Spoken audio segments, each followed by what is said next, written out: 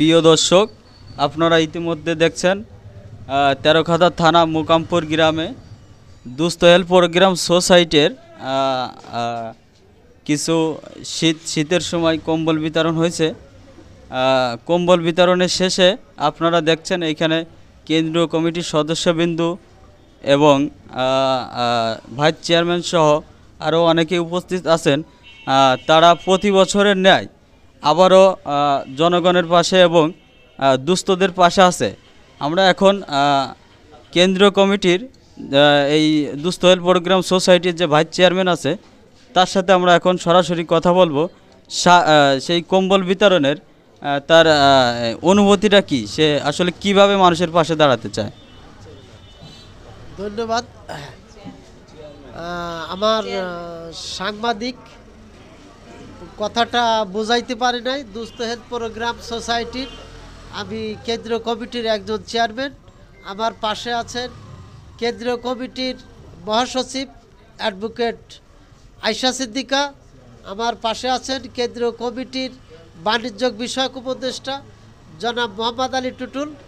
আমার পাশে আছেন কেন্দ্রীয় কমিটির সম্মানিত সদস্য একজন সিনিয়র সাংবাদিক জনাব আব্দুল কাদের সাহেব, ফরহাদ কাদির সহ আমাদের এখানে আরও অনেক সাংবাদিক এবং সমাজসেবক বৃন্দরা আছেন। আমরা শীতবস্ত্র বিতরণ করেছি দুস্থ হেলথ প্রোগ্রাম সোসাইটির উদ্যোগে।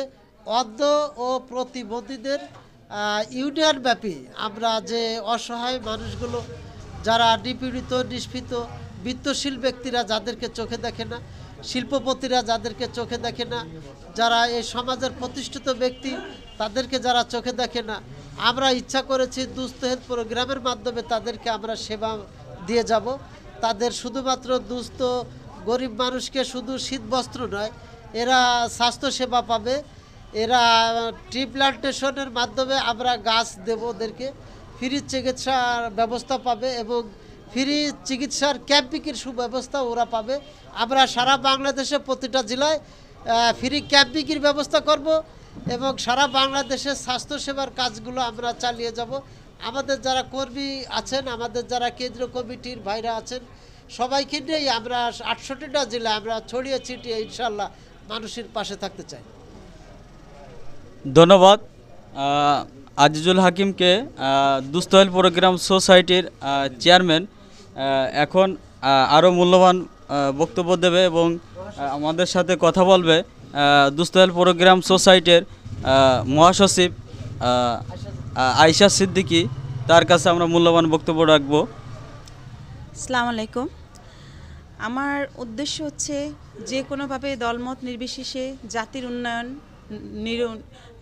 দুস্থ হেলথ প্রোগ্রাম সোসাইটিতে এসে আমরা চাই সবার এর মাধ্যমে যাতে আমরা নিপীড়িত মানুষ, নির্যাতিত মানুষ এবং সমাজে অবহেলিত মানুষের পাশে থাকব এবং সর্বোপরি তাদের যে কোনোভাবে যেমন একটা মানুষের মৌলিক চাহিদার মধ্যে প্রধান চাহিদা হচ্ছে অন্ন, বস্ত্র, বাসস্থান এবং সুচিকিৎসা সুব্যবস্থা, যাতে তারা সবসময়ের জন্য মানসিকভাবে ভালো থাকে, সুন্দর সুস্থ জীবনযাপন করতে পারে।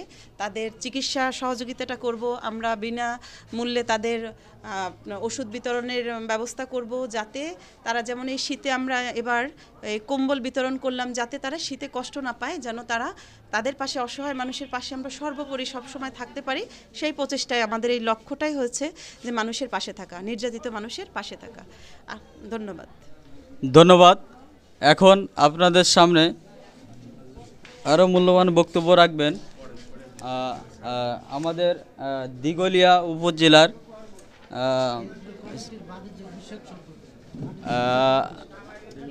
দিঘলিয়া থানার সন্তান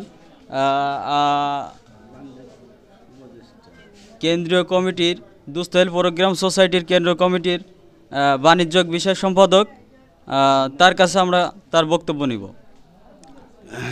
বিসমিল্লাহির রহমানির রহিম।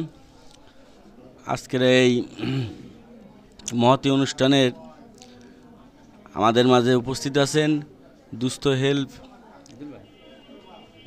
হেল্প প্রোগ্রাম সোসাইটির সম্মানিত চেয়ারম্যান, আপনাদের এই এলাকার গণমানুষের নেতা এবং গণমানুষের আস্থার প্রতীক আজিজুল হাকিম সহ মহাসচিব এবং সদস্যবৃন্দ এবং বিভিন্ন থানা থেকে আগত সবাইকে জানাই দুস্থ হেল্প কেয়ার প্রকল্পের পক্ষ থেকে আন্তরিক শুভেচ্ছা অভিনন্দন।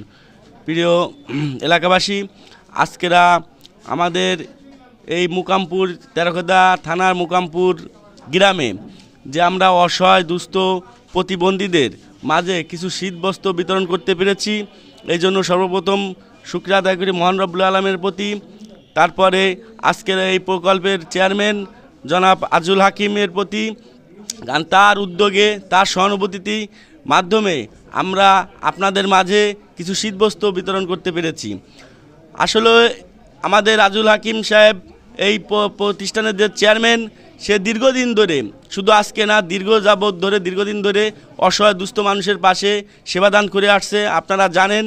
এবং তার জন্য আপনারা দোয়া করবেন এবং প্রকল্পের জন্য দোয়া করবেন, এবং যাতে করে আমরা আগামীতে আরও সুন্দর সুন্দর অনুষ্ঠানের মাধ্যমে, সুন্দর সুন্দর পরিচালনার মাধ্যমে এই অসহায় দরিদ্র মানুষের পাশে দাঁড়াইতে পারি। এই দুনিয়ায় অনেকের টাকা আছে, কিন্তু টাকা খরচ করার মতন মন মানসিকতা সবার আল্লাহ পাক দেয় না। তাই আমাদের আজিজুল হাকিম সাহেব, চেয়ারম্যান সাহেব, তার মন মানসিকতা অত্যাধিক উদার, এবং তার সাথে আমরা যারা আছি আমরা চেষ্টা করব যে তার প্রতিষ্ঠানটা যাতে আরও দীর্ঘায়ু হয় এবং আরও সুনাম অর্জন করে, সেইভাবে আমরা প্রচেষ্টা চালাই যাব। সবাইকে ধন্যবাদ জানাই এবং সবাই আমাদের জন্য দোয়া করবেন। আসসালামু আলাইকুম। ধন্যবাদ। এখন আপনাদের সামনে বক্তব্য রাখবেন কেন্দ্রীয় কমিটির অন্যতম সদস্য জনাব ফরহাদ কাজী।